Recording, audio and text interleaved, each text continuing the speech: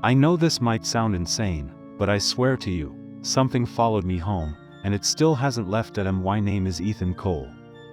I'm from a small town in Ohio, USA. I'm not the type to believe in ghosts or monsters.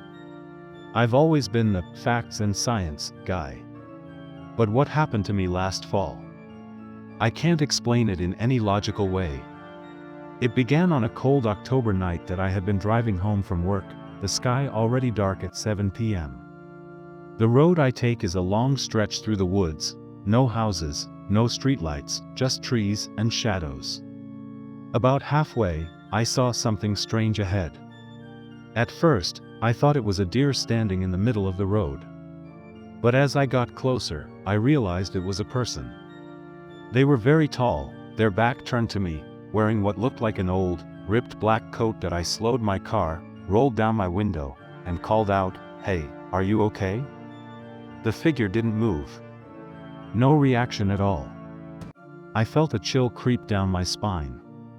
Something about their posture, it was wrong. Too stiff. Too still. I inched the car forward, my headlights lighting up their form, and that's when I realized they had no hair, no visible ears, and the skin on their head was pale, almost gray. That I don't know why, but I panicked. I swerved around them and sped off, checking my rearview mirror.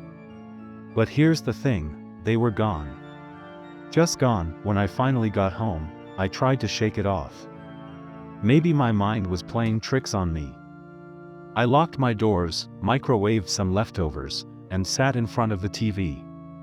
That's when I heard it, 3 slow knocks on my front door. I froze. Nobody knocks like that unless they're trying to scare you. I walked to the peephole, my heart pounding. There was no one outside. I opened the door, just to be sure. The porch was empty, but the air felt heavy, like the moment before a thunderstorm. I closed the door and turned to go back, and then I saw wet footprints on my floor. They started from the door and led straight toward my living room. The weird thing? The prints were huge. Far bigger than any human foot. And they weren't shaped right, too long, too narrow. I followed them into the living room, but they stopped in the middle of the floor. Just stopped. No direction, no exit. Like whatever made them had vanished into thin air. That night, I didn't sleep. I sat in my bed with the lights on, listening. Around 3 a.m., I heard breathing. Slow, deep, heavy breathing. Not from outside, from inside my bedroom. I whispered, "Who's there?" My voice shook. No answer. But I could feel it, something was in the room with me. The air turned ice cold. I could see my breath in the glow of my bedside lamp. I grabbed my phone, ready to call 911, when the lamp flickered, and went out. I heard a step. Then another. Closer to my bed. I couldn't move. My body just refused. I lay there, frozen, as something leaned close to my ear. The breath was hot now, like someone exhaling straight onto my skin. And then I heard it whisper, in a voice that was almost human, "You saw me." The next thing I remember, it was morning. My lights were back on, and I was lying on the floor instead of the bed. For days after, strange things kept happening.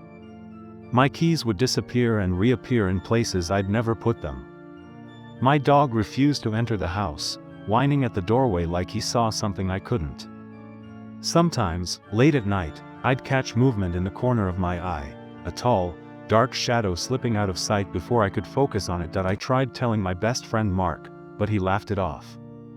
So I invited him over to spend the night, thinking maybe I was just losing my mind and needed proof I wasn't alone in this. That night, around 2:45 a.m., Mark shook me awake. His face was pale. "Ethan, someone's in your hallway." I grabbed a flashlight and crept toward the sound of slow, dragging footsteps. The beam of light landed on something that made my blood run cold, a tall, thin shape, just standing there, head tilted in an unnatural angle, its long fingers twitching like it wanted to reach for me. Before I could react, the shape darted toward the living room with a speed that didn't seem possible. We ran after it, but when we turned the corner, the room was empty. The front door was still locked. Mark left that morning and never came back to my house. He still won't talk about what he saw. It's been months now. I've moved to a different town, a different house. But every night, without fail, around 3 a.m., I hear it. That slow breathing in the dark, and sometimes I still hear it whisper, "You saw me." I don't know how much longer I can live like this. I don't know what it wants. But I'm afraid one night, I won't just hear it. I'll see it again, and if I do, I don't think I'll survive. Last night, I saw my own dead body standing in the hallway. My name is Ethan Miller, and I want to tell you something that has been haunting me for years, a story I swore I would never share because I'm still not sure if it was real, or if I completely lost my mind. This happened back in 2014, when I moved into a small rental house in a quiet town in Oregon. I had just gotten divorced, needed a fresh start, and the place was cheap. The landlord said it had a bit of history, but wouldn't tell me what that meant. The first few nights were peaceful. The house was old, with wooden floors that creaked and windows that whistled when the wind blew.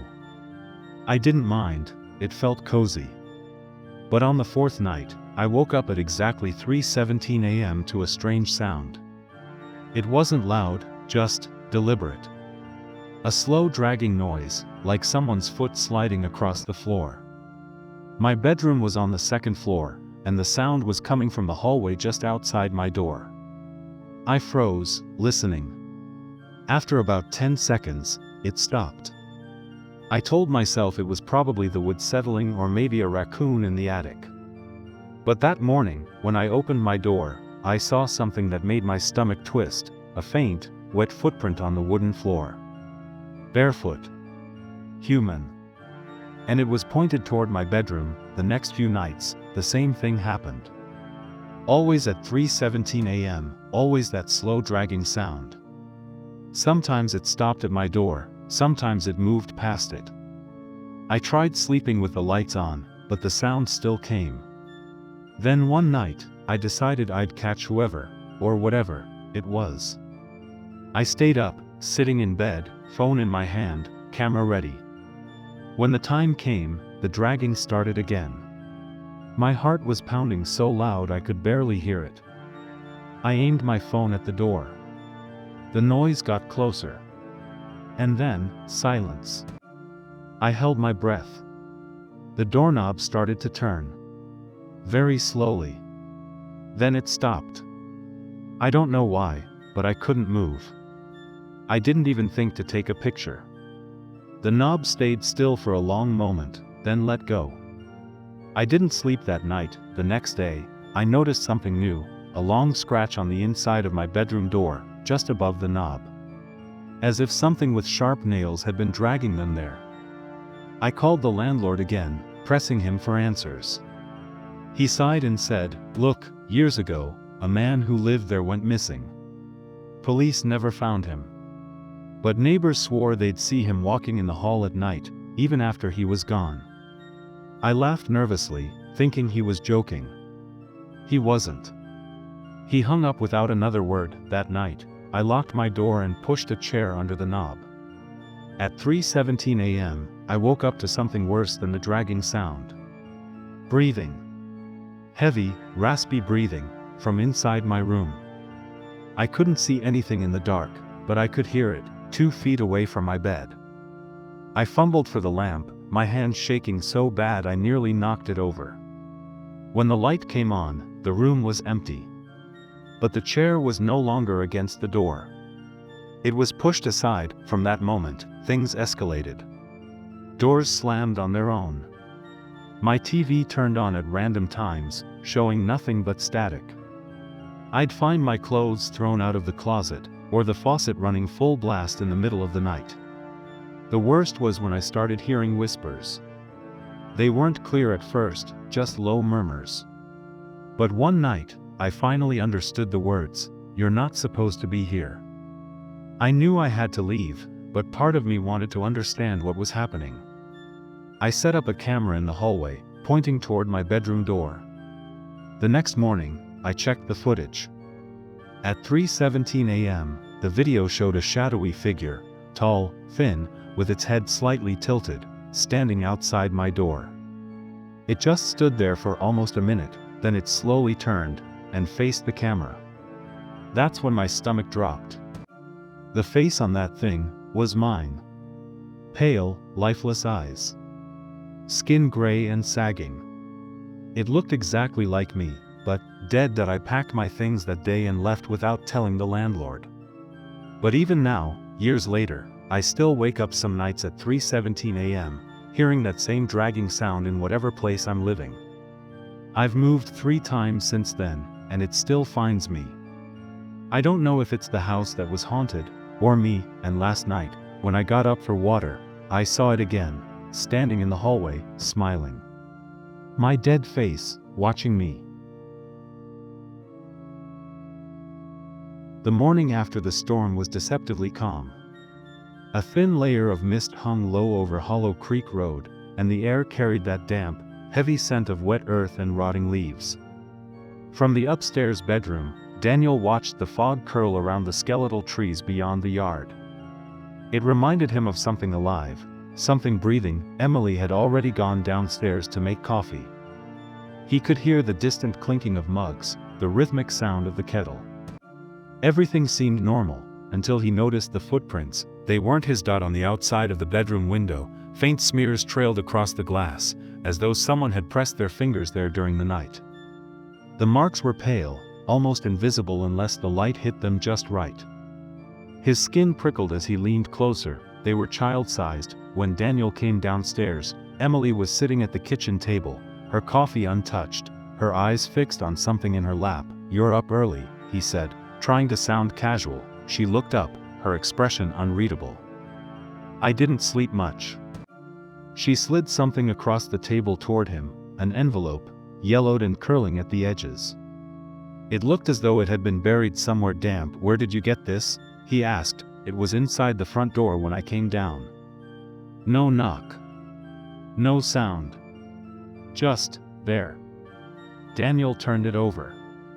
No return address. No stamp. Just his name in careful, looping handwriting. He broke the seal and pulled out a single sheet of lined paper.